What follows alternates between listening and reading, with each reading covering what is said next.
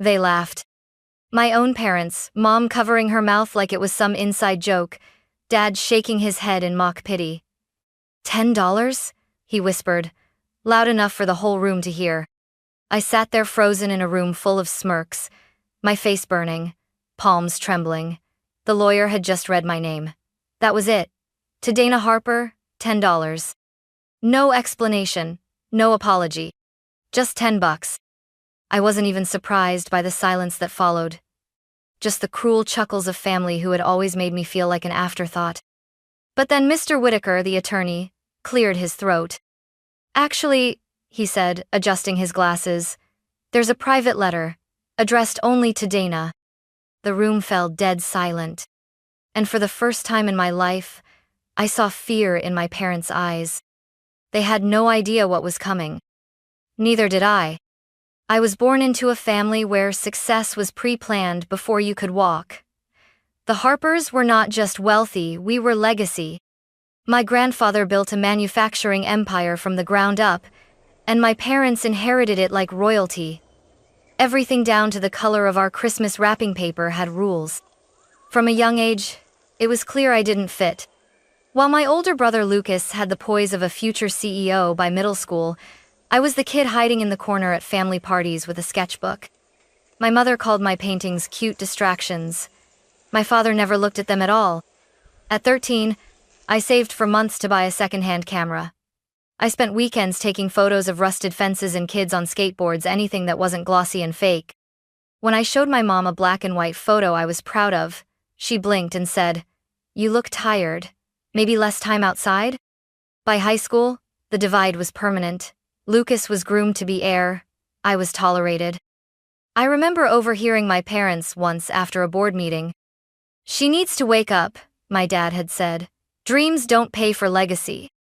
"She's still young," my mother replied half-heartedly. "She'll fall in line eventually." I didn't. Instead, I applied to art school, secretly. When the acceptance letter came in, I told them over dinner. "You want to study photos?" My father blinked, as if the word itself was beneath him. "That's not a profession, Dana. That's a hobby." That was the night my mother said it, the sentence that stayed with me longer than I cared to admit. "You're wasting your inheritance." I moved out 2 months later, scraping by on scholarships, side gigs, and photo shoots for local bands. I learned to edit in a broken-down laptop with dead pixels. I worked nights as a barista. I wasn't chasing fame. I just needed to make something that was mine. The only person who never judged me for it was my grandfather, Walter Harper. He didn't say much, but when I saw him, he always asked, "Taking pictures?" And he'd smile, just a flicker, but real. I thought maybe, just maybe, he saw something in me. When he passed, I didn't expect anything. He hadn't been vocal about favoring me. He was old school, private, but I did expect respect. A photo, maybe. A book, a letter. Something that showed I hadn't been invisible. So when the lawyer read out my name, to Dana Harper, I leave the sum of $10, and the room burst into laughter, I felt my ribs collapse inward. But maybe it wasn't a dismissal. Maybe it was a key. The last time I saw my grandfather alive was 3 weeks before he passed. It wasn't a planned visit. I had just wrapped up a photo shoot downtown and found myself standing in front of his brownstone. I hadn't seen him in over a year. Our family wasn't big on casual drop-ins. But something pulled me there. Maybe intuition, maybe desperation. I rang the bell, expecting no answer. To my surprise, he opened the door himself, thinner than I remembered, slower, but his eyes, still sharp. "Well," he said with a faint smirk, "a Harper who actually knocks." He invited me in without asking why I'd come. His house smelled like cedar and old books. Everything was in its place just like always, the kind of space where time seemed to wait politely by the door. We sat in his study, surrounded by leather chairs and dusty oil paintings of ancestors I'd never met. We didn't talk about the family. Instead, he asked about my photography. "What are you working on now?" he said, pouring tea from a silver pot like he always did. I hesitated. A series called Invisible Homes. I'm photographing abandoned buildings, mostly in neighborhoods being torn down. He looked at me for a long moment. What are you trying to say with them? That people matter, I said. Even if the world forgets them. He gave the smallest nod. That's dangerous work. Why? Because you're telling the truth. And truth always costs more than people think. We sat in silence for a while after that. No small talk, no checking his watch.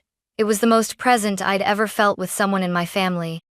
As I got up to leave, he followed me to the door and reached into the drawer by the foyer.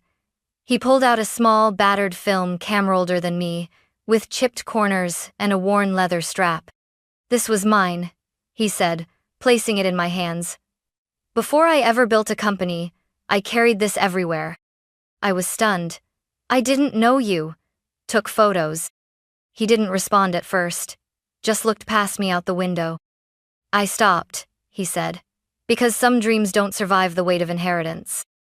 Then he looked at me, really looked. Don't let them take your eye, Dana, he said. That's your gift, and your rebellion. That was the last thing he ever said to me. I stood outside afterward, camera in hand, wondering what he had meant by them. I thought he was warning me about the business. I didn't realize until much later, he was warning me about the family. The will reading took place at a law office in Midtown's sleek glass walls, marble floors, the kind of place where wealth speaks in whispers. I showed up in my best black dress, the one I wore to funerals and gallery openings. I even straightened my hair, just to avoid another comment from my mother about looking unpolished. When I stepped into the conference room, the air turned thick with tension. My parents were already seated near the head of the table, perfectly poised like this was some kind of board meeting. My brother Lucas gave me a nod, tight and empty. My mother didn't even turn her head. My father raised an eyebrow like he'd forgotten I was even in the will. The room filled quickly, cousins, in-laws, aunts, and uncles I hadn't seen in years, all of them with that same eager glint in their eyes. The scent of cologne, leather, and quiet competition hung in the air. Mr. Whitaker, the family lawyer, entered precisely at 10 a.m. with a thick file and a calm face that looked carved from granite. "Thank you all for coming," he said, taking his seat. "We're here to honor the last will and testament of Walter H. Harper." He began with the expected: a vacation home in Vermont to Aunt Lydia, stocks to various cousins, an antique gun collection to Lucas naturally. My mother received a necklace passed down from my grandmother. My father, a portfolio of real estate holdings and a handwritten letter I couldn't read from where I sat. I waited, silent, folding my hands under the table to hide their trembling. Then Whitaker's eyes flicked to me. "To Dana Harper," he said, pausing, "Walter leaves the sum of $10. The room paused just long enough for the words to settle like dust and then erupted. My father let out a loud puff of air, shaking his head. "Guess that's what rebellion gets you," he muttered. My mother actually laughed. A cousin leaned over and whispered, "Must have been one hell of a photograph." I felt the heat rising up my neck. I refused to cry, not here, not in front of them. I swallowed hard and nodded once. "Understood," I said quietly. It wasn't the money that hurt. It was the message. I had always known I was different, an outsider in my own bloodline. But hearing my name read like a footnote, hearing my own parents laugh, like I was some kind of joke, that was something else entirely. I wanted to get up and leave. I almost did. But then Mr. Whitaker cleared his throat. "There is one more thing," he said. And just like that, the room fell silent. Mr. Whitaker looked directly at me, then back down at his folder. "There is a private addendum," he said carefully, "meant only for Dana." That sentence dropped like a stone in the middle of the room. My father frowned. "What do you mean, private?" My mother shifted in her chair. "She already got what she was due," she said flatly, still smug from the $10 announcement. Whitaker didn't flinch. "Mr. Harper left a sealed envelope in my custody. It contains instructions, and it is to be read in private. Dana, would you mind stepping into the adjoining office?" The room buzzed, instantly murmurs, suspicion, sideways glances. My parents didn't even try to hide their irritation. Lucas looked confused, like he had missed something critical in the family memo. I stood slowly, heart pounding in my chest. I didn't make eye contact with anyone. As I followed Mr. Whitaker down the short hallway, I could feel every stare on my back. The air in the smaller room was cooler, quieter. My pulse was deafening. Mr. Whitaker closed the door gently behind us. On the desk in front of me sat a thick envelope, cream-colored, with my name written across the front in delicate cursive. I recognized the handwriting instantly. My grandfather's. "For you," Mr. Whitaker said softly. I picked it up with both hands. It felt heavier than it looked. I turned to him. "Did you read it?" He shook his head. "I was instructed not to.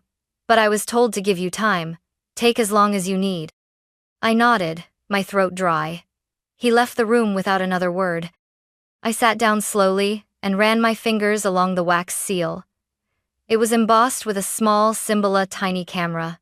I let out a breath I hadn't realized I was holding, then cracked it open. There were several pages, all handwritten. The first words made my breath catch. "My dearest Dana." The first paragraph was simple. He apologized for the scene in the main room, said he knew it had hurt, and that it was meant to. "I needed them to show you who they really are when they thought you were powerless." As I kept reading, the world around me fell away. With each line, my grandfather unraveled a secret plan months in the making. The $10 inheritance was a decoy, a shield. He had made arrangements for the true inheritance to bypass the public reading. I was the sole beneficiary of the Harper Foundation. Not the board, not Lucas, not my parents. Me. Along with it came ownership of a private gallery, a penthouse studio, and 70% control of Harper Creative Trust, a holding company with more value than all the property bequeathed at that table combined. And then came the line that would change everything. "They laughed, Dana. But they laughed too soon." I read the letter 3 times before I believed it. My grandfather had orchestrated a transfer of power so elegant, so calculated, it left me stunned. According to the documents attached to the letter, I now controlled the majority stake in the Harper Creative Trust, an investment and philanthropic arm of the family wealth that had been quietly accumulating assets under the radar. While the rest of the family clawed over vacation homes and antique clocks, I held the keys to the true heart of the empire. Not just financial assets, vision, legacy, and a choice. Grandpa's letter laid it out clearly. This inheritance came with terms, not change terms. I wasn't expected to become a CEO or sit in boardrooms. I wasn't required to sell my soul to preserve a brand name.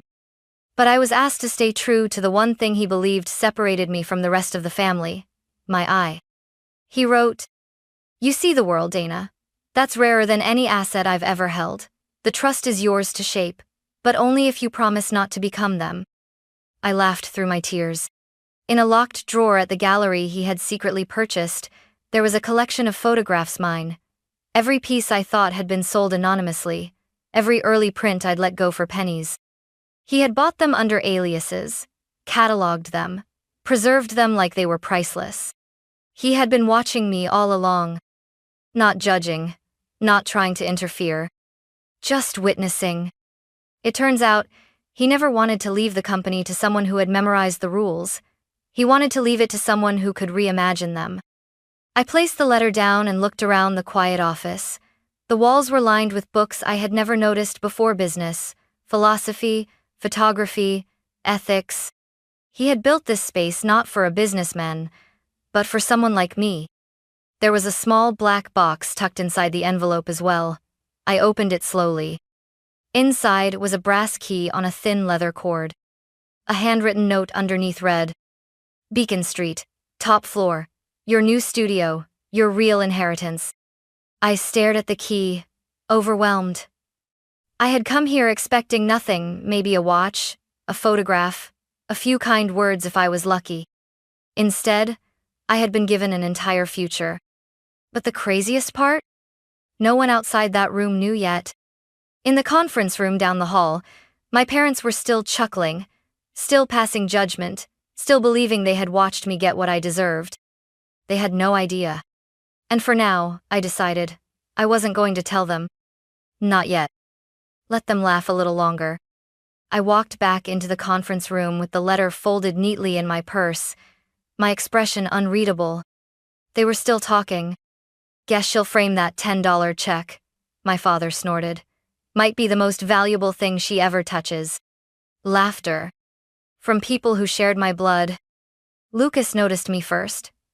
Everything all right? He asked. Not out of concern, just curiosity. I nodded. Just needed a moment, I replied calmly. I took my seat at the far end of the table again and watched them. Really watched. The way my mother toyed with the chain of her inherited necklace. The way my father leaned back like a man who had won something. The way Lucas scrolled his phone under the table, bored now that the excitement was over. I thought of Grandpa's line. You needed to see them as they are when they think you have nothing. He was right. This was the test. And now, I had to decide how to pass it. Over the next few days, I kept my silence. I didn't return my parents' passive-aggressive texts. I didn't respond when Lucas sent me a screenshot of an online article about generational wealth with a winking emoji. Instead, I met with Mr. Whitaker and began the quiet process of transferring control of the Harper Creative Trust. I visited the Beacon Street penthouse. It was real sunlit, spacious, minimalist. A studio, a gallery, a home, mine. And I spent hours going through the archive my grandfather had left, my photographs, neatly preserved in matte black frames, each with a handwritten tag noting the date and location. Some of the pieces I'd completely forgotten about, but he hadn't. He had named the space the Harper Light Studio. It was like stepping into a parallel timeline where he had followed his dream of photography instead of building an empire. And now, somehow, I was walking the bridge between the two. But I couldn't stop thinking about what came next. What would I do with this power? What would they do when they found out? A part of me wanted revenge, wanted to drop the truth in the middle of their pristine dinner table and watch the color drain from their faces. But another part of me, better part, I think wanted something more lasting. Not just to prove them wrong, to prove me right. To build something from the gift I'd been given that couldn't be ignored or dismissed. That was how I would win. Silently. Fully. Creatively. 6 weeks later, the invitations went out. Elegant, minimal, and impossible to ignore. Harper Light Studio presents The Inheritance of Vision, a debut gallery event celebrating unseen perspectives. It wasn't just a gallery opening, it was a statement. The event was by invitation only, curated critics, art journalists, donors, and yes, my family. I sent theirs by certified mail. I waited. Lucas RSVP'd immediately, probably hoping for exposure. My mother texted a vague, "We'll see." My father said nothing, but I heard through Lucas that they planned to attend curiosity, ego, maybe just a need to supervise. Perfect. Opening night, the studio was glowing. Floor-to-ceiling prints lined the gallery, all mine. The earliest ones were raw, imperfect, my teenage experiments. Then the narrative evolved. Abandoned storefronts, shadows on alley walls, portraits of the overlooked. It was the story of my voice forming through light and silence. But the final room was what I was really waiting for. In the center, a plinth with a framed checked-in crisp dollars behind glass, lit like a masterpiece. Beside it, the plaque. Gifted to Dana Harper at the will reading of Walter H. Harper. Value, priceless. Underneath, a second line.